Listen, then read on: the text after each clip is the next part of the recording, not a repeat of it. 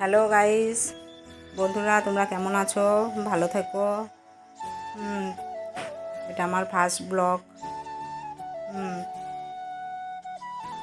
আজকে রান্না করব কুমড়ো ফুলের বড়া, ডাল আর ইলিশ মাছ। কড়াইটা প্রথমে বসিয়ে দিয়েছি, সর্ষে বেটে নেবো। সাদা সর্ষে দিয়েছি, লাল সর্ষে, তারপরে তোমার পোস্ত দিয়েছি, কাঁচা লঙ্কা দিয়ে আগে নুন হলুদ মাখানো মাছটা রেখে দিয়েছি, দিয়ে এগুলো বেটে ওগুলো একসঙ্গে মাখিয়ে নেব। লঙ্কাটা বেটে দিই, লঙ্কাটা ভালো করে না মিশলে ভালো লাগবে না।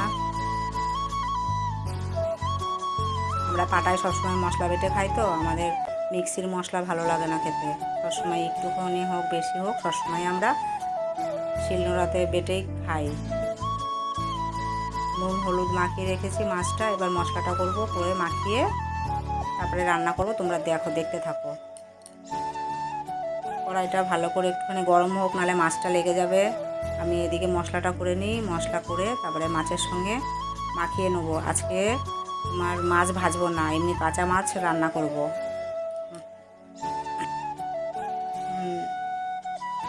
কাঁচা মাছ রান্না করলেই ভালো লাগে। ইলিশ মাছ ভাজলে কিংবা সবজি দিয়ে রান্না করলে আমাদের কেউ খেতে চায় না, আমরা খাই না। আমরা বরাবরই সবসময় এইভাবেই খাই। আর এখন বর্ষাকালের দিন, তো এখন বেশিরভাগ এই জিনিসটাই খাওয়া হয়। তবে ছোট হোক বড় হোক সেটা তো কোনো কথা না, কিন্তু সিজনের যে জিনিস যেইটা। এর মশলাটা আমার রেডি হয়ে গেছে। মাছটা আগে থেকে নুন হলুদ আর একটু তেল, কাঁচা তেল দিয়ে মাখিয়ে রেখেছি। এবার মশলাটা এর মধ্যে দিয়ে দেবো।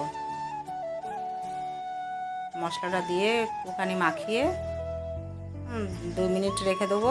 আর আমি কড়াইটা এদিকে বসেছি, কড়াইটা একটুখানি ভালো করে গরম হোক, দিয়ে একেবারে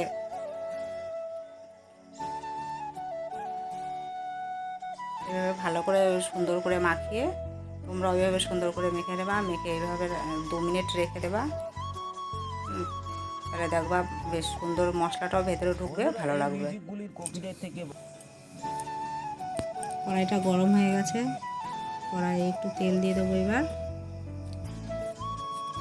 তেল দিয়ে জিরে দেবো না, একটু কালো জিরে দিয়ে দেবো। দিয়ে কড়াইটা ভালো করে গরম করে নেব, তাহলে মাছটা লেগে যাবে। তোমরা দেখতে থাকো একটু ধৈর্য ধরে।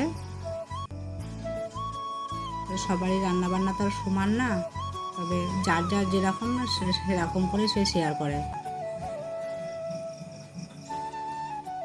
তো এবার মাছগুলো দিয়ে দেবো, দিয়ে একটুখানি বেশি ভাজবো না, কোনো রকম করে কড়াই একটু নাড়াচাড়া করবো, করে জল দিয়ে দেবো। কেননা ইলিশ মাছটা বেশি ভাজলে পরে আবার ভালো লাগে না। এবার দেখো, এবার একটা একটা করে সব মাছ দিয়ে দেবো। এইভাবে দিতে দিতে যখন সবটা দিয়ে দেবো, তখন উল্টিয়ে দেবো মাছটা, উল্টিয়ে একটু নাড়াচাড়া করবো। নাড়াচাড়া করো। আর এখন বৃষ্টি হয়, তো বৃষ্টির মধ্যে ভালো লাগে এই জিনিসগুলো। তোমরা কেমন করে কি খাও না খাও কমেন্ট করে জানাবে। মানে আমার এইভাবে আমি রান্না করি, যেটা যেইভাবে সেইভাবেই তোমাদেরকে আমি দেখাচ্ছি আর শেয়ার করছি, ঠিক আছে? তোমরাও যেভাবে যা করো সেইভাবে দেখাবা। যেহেতু দুটো কাঁচা লঙ্কা দিয়ে দিলাম আবার, কেননা সবাই তো ঝাল সমান খায় না। যার প্রয়োজন সে লঙ্কাটা ডলে খাবে, আর নাহলে পরে যার প্রয়োজন নেই সে খাবে না। এমনিতে তো লঙ্কা তো দিলামই, তোমরা তো দেখতেই পেলে। দেখো, দিয়ে এবার জল দিয়ে দেবো সামান্য একটু। মশলার বাটিটার মধ্যে একটু জল দিলাম, জল দিয়ে সামান্য জল দিয়ে এবার একটুখানি ঢাকা দিয়ে দেবো।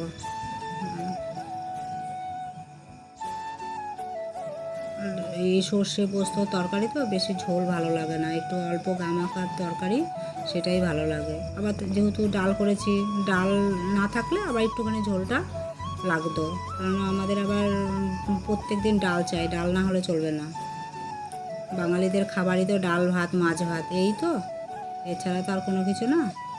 দিয়ে এবার একটুখানি সামান্য নুন দিয়ে দেবো, আর একটুখানি হলুদ দিয়ে দেবো, দিয়ে এবার ঢাকা দিয়ে দেবো, দিয়ে একটু সামান্য ঢাকা দিয়ে দেবো। দিয়ে নামানোর সময় একটু ফুটলেই দিয়ে একটু কাঁচা সর্ষের তেল দিয়ে তারপরে তরকারিটা নামিয়ে নেবো আমরা। দেখো এবার নামিয়ে নিলাম।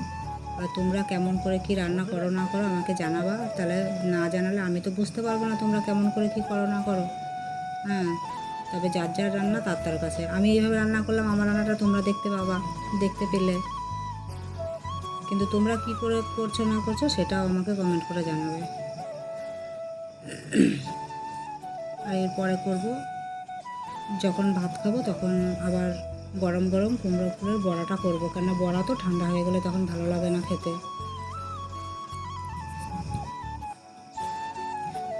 আমাদের এখানে তো কদিন থেকে প্রচুর পরিমাণে বৃষ্টি হচ্ছে।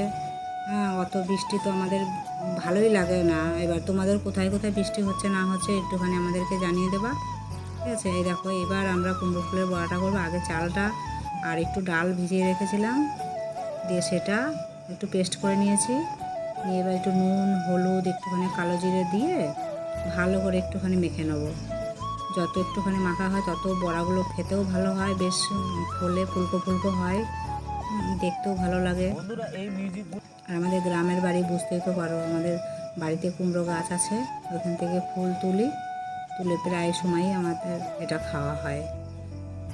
আর এটা আমাদের সবাই ভালো খায়, ভালো লাগে খেতে। আর যখন আমরা খাই তখনই আমরা গরম ভেজে নিয়ে তারপরে খাই, ঠান্ডা হয়ে গেলে ভালো লাগে না। দুটো তিনটে দেখো বড়া এই ফুল একসঙ্গে করে নেবো, একসঙ্গে করে তারপরে ওইটার সঙ্গে চুবিয়ে তারপরে কড়াইয়ে দেবো।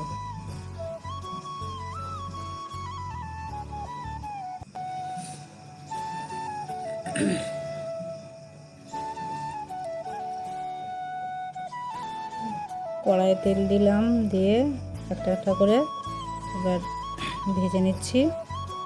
ভেজে নিয়ে আজকে দেখো ওই ডাল করেছি, তারপরে মাছ আছে, ইলিশ মাছ করলাম দেখতেই তো পেলে, এই যে শাক করলাম, আর কুমড়ো ফুলের বড়া করেছি। আজকের মতন এইটুকুনি করেছি। এই ব্লগটা শেষ করলাম। তোমরা ভালো থেকো সবাই।